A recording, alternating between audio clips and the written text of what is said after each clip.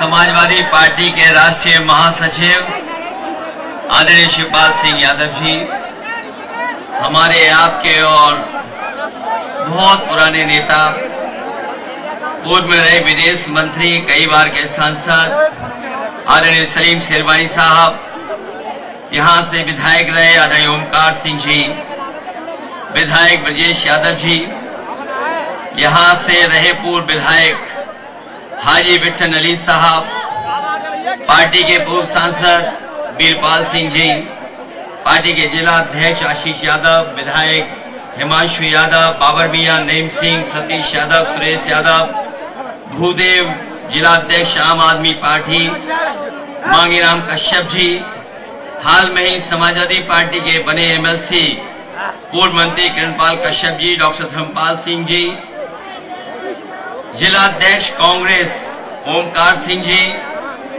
इस कार्यक्रम का संचालन कर रहे नवाब सिंह जी, जिला पंचायत सदस्य गजेंद्र यादव जी से लेकर के बहुत सारे हमारे सभी समाजवादी पार्टी के नेता जो मंच पर हैं, जावेद आबदी से लेकर के सभी हमारे समाजवादी साथी, कांग्रेस पार्टी के नेता, आम आदमी पार्टी के नेता, और मैं देख रहा हूं हमारे बाईं तरफ एक मंच है, दूसरा दाईं तरफ।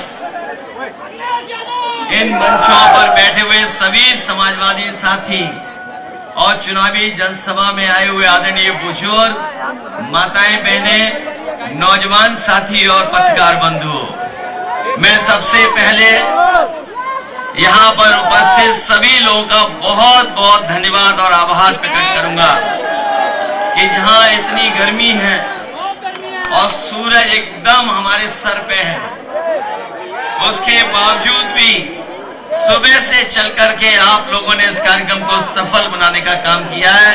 न केवल कार्यक्रम सफल बनाया है, बल्कि ये भरोसा दिलाया है कि इस बार बदायूं की जनता और इस विधानसभा के लोग न केवल जिताने जा रहे हैं, बल्कि रिकॉर्ड बना करके जिताने जा रहे हैं। ये वो क्षेत्र है जहां पर समाजवादियों को ताकत मिलती है, और ये मौका ऐसा आया है कि समाजवादी आंदोलन से बहुत सारे साथी जुड़ गए हैं, और जुड़ने के बाद मैं ये कह सकता हूं कि गुन्नौर के बाद अगर सबसे बड़ी जीत किसी विधानसभा में होने जा रही है तो यही सहसवान विधानसभा सबसे ज्यादा वोटों से जिताने जा रही है। आपका और हमारा चुनाव 7 तारीख को है। वैसे तो उत्तर प्रदेश का चुनाव 7 चरणों में होने जा रहा है। ये चुनाव जो हो रहा है, हालांकि यहां से आदित्य चुनाव लड़ रहे हैं, लेकिन जहां तक ये चुनाव है, जिस क्षेत्र में वोट इस चरण का आखिरी पड़ने जा रहा है, वो चाचा का क्षेत्र है, जसवंत नगर क्षेत्र, और वो मैनपुरी लोकसभा में आता है। अब ये मुकाबला इस बात का है कि सहसवान के लोग ज्यादा वोटों से जिताएंगे कि चाचा के क्षेत्र के लोग समाजवादी पार्टी को ज्यादा वोटों से जिताएंगे। और हमें तो ये लगता है कि बदायूं की जनता ने इतना प्यार दिया है चाचा को कि अब चाचा यहीं के रह जाने वाले हैं। अभी तक तो आपको किसी को कह के काम कराना पड़ता था, अब आदित्य आ गए हैं, चाचा हैं, तो अब आपको कहीं किसी और से नहीं कहना पड़ेगा, अपने आप सीधा सीधा आपका काम होगा। मैं अभी एक दिन पहले ही आपके जिले में आया था, और मैंने जो जन समर्थन देखा था, उससे ज्यादा हमें यहाँ पर जन सैलाब दिखाई दे रहा है। हालांकि हमारा पंडाल छोटा पड़ गया, जहां धूप है, और धूप के बावजूद भी लोग अपने अंगोछे से सर ढक करके धूप से बचते हुए हम लोगों का कार्यक्रम सफल बना रहे हैं। न केवल बाईं तरफ और मैं दूर दाईं तरफ भी देख रहा हूं, और जो पेड़ है हमारा उसके नीचे तो इतने लोग हैं, छाए के अंदर हम लोगों की बातें सुन रहे हैं। ये 7 तारीख का चुनाव और जो वोट पड़ने जा रहा है तीसरे चरण का, ये भारतीय जनता पार्टी को 7 समुंदर दूर फेंक देगा। ये चरण उनका सफाया करने जा रहा है। पहले दूसरे चरण की हवा तो आपको पता लग गई होगी। पहले दूसरे चरण में जो जनता ने भारतीय जनता पार्टी को पलटा है, रहा बचा तीसरे चरण वाले लोग इन लोगों का सफाया करने जा रहे हैं। और सफाया इसलिए होने जा रहा है, इन्होंने कोई वर्ग नहीं छोड़ा जिससे इन्होंने नकली बातें न की हों।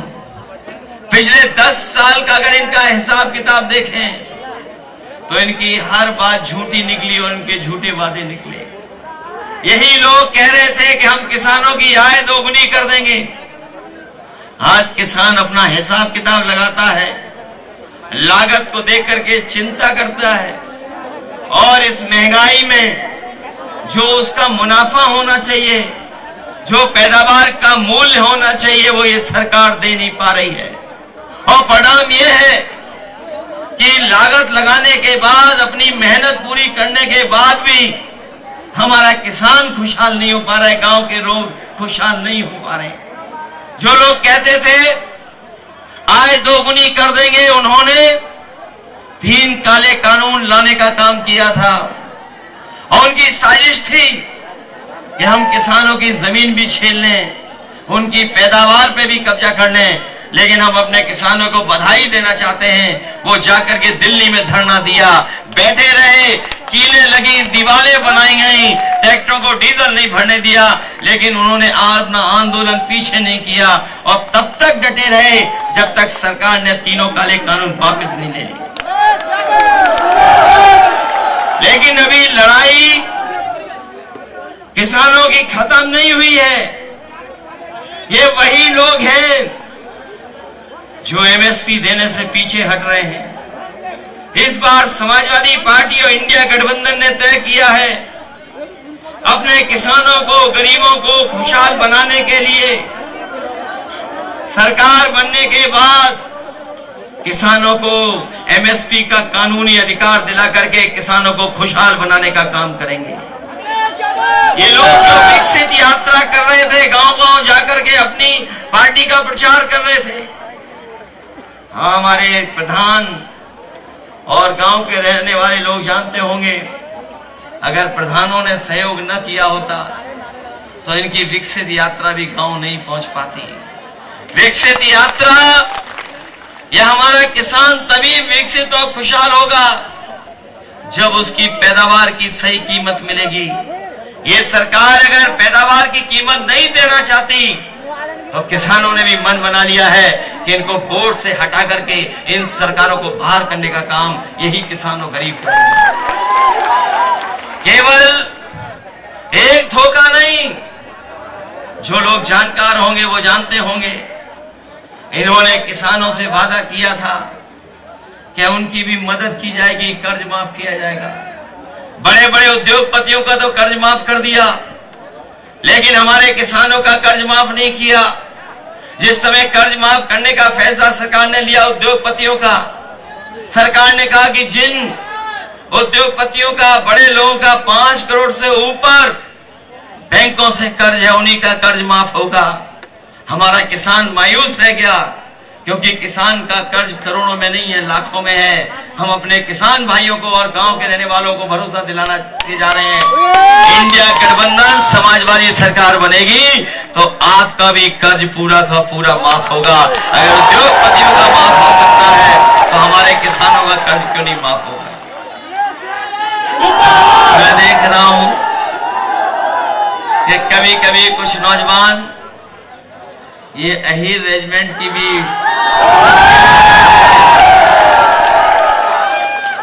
याद है 2019 का चुनाव, हमने कहा कि अकेली अहिर रेजिमेंट नहीं बनेगी, इसके साथ साथ गुजरात की भी रेजिमेंट बनेगी। अगर आप और हम लोग फौज में जाकर के देश की सेवा करना चाहते हैं तो और प्रदेश के लोग भी आए और सेवा करें। लेकिन जो लोग भारत माता की जय के नारे लगाते हैं, कोई कार्यक्रम कोई सभा बिना भारत माता की जय किए खत्म नहीं होती। हम और आप लोग भी भारत माता की जय बोलते हैं, लेकिन दुर्भाग्य देखो, जो फौज हमारी सीमा पे खड़ी होती है, जो अलग सी परिस्थितियों में देश की सीमा की रक्षा करती है, उस नौकरी को इन्होंने आधा अधूरा बना दिया। अग्निवीर जैसी नौकरी बना दी। हम अपने नौजवानों को कह के जा रहे हैं, इंडिया गठबंधन और समाजवादी सरकार बनेगी, अग्निवीर जैसी व्यवस्था को हमेशा हमेशा के लिए खत्म करने का। ये अग्निवीर आधी अधूरी नौकरी है। अगर कोई इसमें चला भी जाएगा तो कितने साल का मौका मिलेगा उसे? 4 साल का मौका मिलेगा, और आपको जो सुविधाएं मिलनी चाहिए वो भी नहीं मिलेंगी। याद होगा नेताजी ने अपने शहीद जवानों के सम्मान में ये फैसला लिया था कि अगर कोई जवान सीमा पर शहीद होगा तो उसका पूरा का पूरा सरकार खर्चा करेगी और पूरे सम्मान के साथ उसके घर परिवार में पार्थिव शरीर पहुंचाया जाएगा। लेकिन अग्निवीर अगर कोई शहीद होगा तो शायद उसको वो भी सम्मान नहीं मिलेगा। इन्होंने केवल अग्निवीर से नौजवानों को निराश नहीं किया, बल्कि इस सरकार में जितनी भी परीक्षाएं लिखी गई हैं सब पेपर लीक हो गए। और हमारा नौजवान जानता होगा 10 परीक्षाओं से ज्यादा के पेपर लीक हुए हैं, और ये सरकार जानबूझ करके करा रही है। जिन नौजवानों का इन्होंने भविष्य अंधकार में डाला है, अगर हम उनका हिसाब किताब लगा लें तो अभी तक 60 लाख ऐसे बच्चे हैं जो परीक्षा लिखने गए, लेकिन परीक्षा का पेपर लीक हो गया, उसकी वजह से वो परीक्षा नहीं दे पाए। वो 60 लाख हैं, और अगर उनके माँ बाप को जोड़ दें तो 60 लाख गुणा 3 कर दें। अगर हम एक जो नौजवान था जो परीक्षा देने गया था, उनके माँ बाप 3 सदस्य अगर हम जोड़ लें तो 60 लाख से अगर हम गुणा कर देंगे तो 1 करोड़ 80 लाख, और यही 1 करोड़ 80 लाख का अगर हम भाग दे देंगे 80 लोकसभाओं से तो इनका 2,25,000 लोग नाराज हैं इनसे। बताओ 2,25,000 से कैसे बचेंगे? केवल यही हिसाब किताब नहीं, बल्कि आपने देखा होगा इनकी सरकार में हर एक वर्ग के लोगों को धोखा दिया है इन्होंने। ये अब जो लोग संविधान को खत्म करना चाहते थे अब उस रास्ते पर हैं कि बाबा साहब भीमराव अम्बेडकर जी का संविधान को भी ये छेड़खानी करके खत्म करना चाहते हैं। लेकिन हमने देखा है जनता को कि जो लोग संविधान खत्म करना चाहेंगे उन सब लोगों को सरकार से बाहर निकालने का काम जनता करने जा रही है। न केवल ये संविधान पे खतरा पैदा किया है, बल्कि याद होगा इन लोगों ने हमें और आपको कोरोना में वैक्सीन लगवा दी। बताओ वैक्सीन लगने वालों को खतरा हो गया कि नहीं हो गया? एक तरफ संविधान को खतरा और दूसरी तरफ हमारी आपकी जान को खतरा पैदा कर दिया। इन्होंने किसी को नहीं छोड़ा जिसको वैक्सीन न लगवा दी हो। बताओ वैक्सीन की सूचना तो पढ़ ली होगी आपने कि जिन्होंने वैक्सीन लगवाई है उनको हार्ट से लेकर के और भी कुछ चीजों की चिंता करनी पड़ेगी। हम आज सरकार से कहना चाहते हैं कि अगर आपने वैक्सीन फ्री लगवाई थी तो कम से कम गरीबों का और जिन लोगों को वैक्सीन आपने लगवाई है उनकी जांच और ईसीजी भी फ्री हो जाना चाहिए। क्योंकि अगर वैक्सीन लगी है तो पता नहीं कब खतरा पैदा हो जाए। इसलिए सरकार ये जिम्मेदारी ले, अगर उन्होंने वैक्सीन की जिम्मेदारी ली थी तो इस बात की भी जिम्मेदारी लेके गरीबों की जांच फ्री होगी। जांच फ्री कर करके ईसीजी कराए, नहीं तो पता नहीं कब किसका हार्ट अटैक आ जाए, कोई पता नहीं। इसलिए ये सरकार ऐसी है जिसने न केवल किसान नौजवानों को धोखा दिया है, बल्कि वैक्सीन के नाम पर आम लोगों को धोखा देने का काम किया। और वैक्सीन जो कंपनियां थी उनसे भी पैसा वसूल लिया। इलेक्ट्रोल बॉन्ड जो इन्होंने लिए, कोई नहीं बची कंपनी जिससे पैसा ना ले लिया हो। चंदा लिया है और दबाव बना करके चंदा लिया है। 1000 करोड़ से लेकर के 1000 करोड़ से लेकर के कई सौ करोड़ चंदा वसूल लिया। बताओ चंदा वसूला कि नहीं वसूला इन्होंने? और याद रखिएगा, अगर चंदा वसूला गया है, जिन उद्योगपतियों से उन्होंने मुनाफा के लिए आज महंगाई हमारे और सामने लाने का काम किया, महंगाई भी उसी के कारण है। इसलिए हम आपसे विशेष अपील करने आए हैं। ये 7 तारीख को वोट पड़ने जा रहा है। ये तीसरे चरण का चुनाव है। बदायूं से लेकर के मैनपुरी, बदायूं से भी नेताजी सांसद रहे, आपने चुनकर के भेजा। जितना लगाव उनको मैनपुरी इटावा से था, उससे ज्यादा लगाव बदायूं की जनता से भी नेताजी का हमेशा बना। और जब भी हम लोग सरकार में आए, बदायूं को कभी विकास में पीछे नहीं छोड़ा। चाहे सड़कें बनानी हो, चौड़ी चौड़ी सड़कें बनी, चाहे बिजली के इंतजाम के लिए सबस्टेशन बनाना पड़ा हो, चाहे अपने गरीब लोगों के स्वास्थ्य की चिंता कर करके मेडिकल कॉलेज दिया हो, और चाहे एम्बुलेंस से लेकर के 100 नंबर वाली व्यवस्था की हो। समाजवादी सरकार में हर व्यवस्था करने का काम किया। चाहे लैपटॉप बांटने की बात रही हो और चाहे और सुविधा देने की बात रही हो, समाजवादी सरकार में सुविधा हमेशा देने का काम हुआ। इसलिए हम आपसे विशेष निवेदन अपील करने आए हैं कि ये सहसवान जो अच्छे रिकॉर्ड मतों से जिता सकता है, रिकॉर्ड मतों से जिताना और इतने वोटों से जिताना कि पता लगे लोगों को कि हाँ, सहसवान के लोग भी और बदायूं की जनता भी इस बार भारतीय जनता पार्टी को सबक सिखाने के लिए तैयार थी। इसलिए मदद करिए, सहयोग करिए।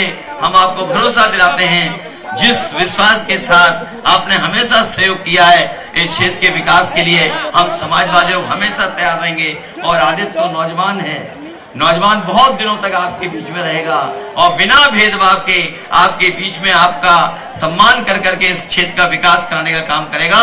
उसके लिए जो भी सहयोग करना पड़ेगा, हम समाजवादी लोग मिलकर के उसका सहयोग करेंगे। इन्हीं शब्दों के साथ हमें भरोसा है कि आप सब मिलकर के अच्छे वोटों से